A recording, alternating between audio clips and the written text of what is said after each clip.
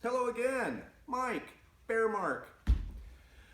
So we had part one, stress, drugs, and gardening, right? And we talked about some philosophy there in order to maybe get you to understand where you need to spend your time and your money and your thought. We talked about stress, what that does to you, medicinal supplies, pharmacology, stuff like that, and then gardening because it ties into the other two. So there are 3 blocks of time as far as prepping goes that you're going to have to deal with and understand that they require different things, right? Short term, mid, and long term. We're going to talk about short term, immediate to 3 months, right? So if you're in an urban environment, say Denver, huge place. Denver covers like from South Colorado Springs all the way up to Fort Collins. That is a huge area with a bazillion people. And I know a lot of them are planning on bugging out. Well, imagine this for a moment. Imagine something bad happens, right? Everybody's like, we need to bug out. If you're not ahead of the game, you're not going anywhere. Because I guarantee you, I-25 north and south will get jammed up. Jammed up quicker and tighter than peanut butter and no water. I-70, same thing. So, how are you gonna get out? Well, a bug out bag, very popular thing to have in your car. In fact, we talked about what do you need to have in your truck or your car pretty much all the time, not too long ago, right? That's a good start. What you need to add to that is that immediate to 3 months type stuff if it's gonna be your bug out bag. Now, what I keep in my truck and what a bug out bag would be different to a point, more stuff. Okay, bug out bag, I think there's 3 things you absolutely have to have. You gotta have a knife, you need a firearm, and you need a way to filter your water or some other means to clean it. With those 3 things, you can get to a place where you can hunker down and survive. And that's the important part. If you're so laden down with 80 pounds of gear, you're not going to get to that place, right? Some punk's going to sneak up behind you, and now he's got all your stuff, and you got nothing. So travel light and think. All right, if you're bugging out, plan to go early. Plan on, if you can't drive out, that you're going to be walking out or bicycling out.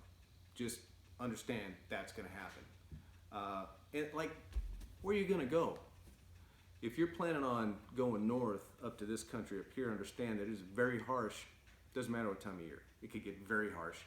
The folks up here aren't so understanding if you come with your hand out. Do you have skills? Do you have a way to barter? Skills are very important, and they're very barterable. You probably won't have much to barter with, sadly, but that's how it goes. And are you willing to commit? Like, if you make it to a community, are you going to be accepted there? Because if you're not accepted there, you might as well roll on, right? If you want to stay, you got to have those barterable skills and a commitment to stay there and be in the community. It's like you have to learn their language and learn their socio-economic dynamic in order to fit in and thrive there. Staying in. If you're in Denver and you're going to stay there because the government's going to help you, good luck with that. But if you're going to do that, you need to have some food on hand in a way to get more water, because if that water gets shut off and you're in an apartment or you're in a house somewhere on city water, you need to figure out a way that you're going to get water if you're staying in. And there's ways to do that, and we can discuss that at a later time if you all want to. Otherwise, if you're stuck there and you got no water, man, should have moved somewhere else. Anyway, all right. So you're in town there in Denver, and you want to get out.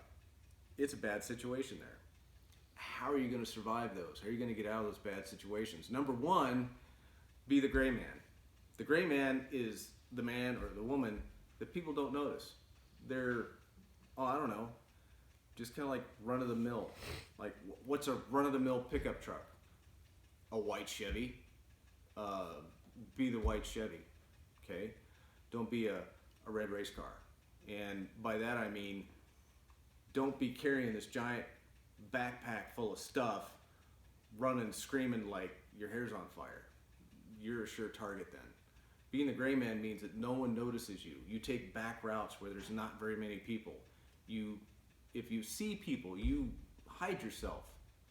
Hide yourself in plain sight if you have to. In other words, you're not, you just be bopping along like it's a Saturday afternoon walk. Who's going to bother you then? Well, if they do bother you, that's where that knife, that firearm, that other means of self-defense comes into play. A lot of folks, there's a lot of discussion on firearms. In fact, we'll have one in the near future.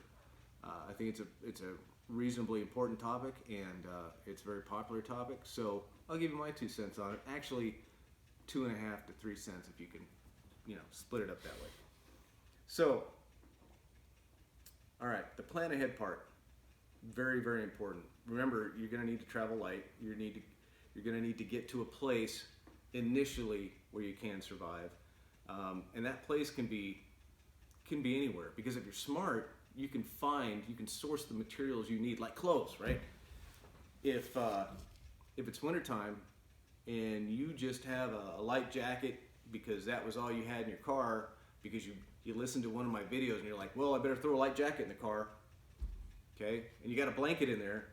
You're like, okay, I can make do, but man, this isn't a good place. I need to find someplace else. Well, that's your number one goal. Find that other place. And that way, if you've got some shelter, you got some cover, you don't have people wanting to take your stuff, then you're in a good spot for the night. Plan the next day. Let's see. Other self-defense techniques. Gosh, I think I was looking at FBI statistics the other day as far as firearm deaths versus other deaths, and more people are killed with hammers than firearms. Well, just about anybody's got a hammer, right? I know a favorite tool of some motorized two-wheel enthusiast friends of mine has a little ball-peen hammer. Ooh. Kind of like that one. This one I found in the dirt. That's kind of happy. Yeah, excellent self-defense tool. Seriously. Would you know how to use it? I want to look into that. Or a wrench. It's handy. A rock, a stick.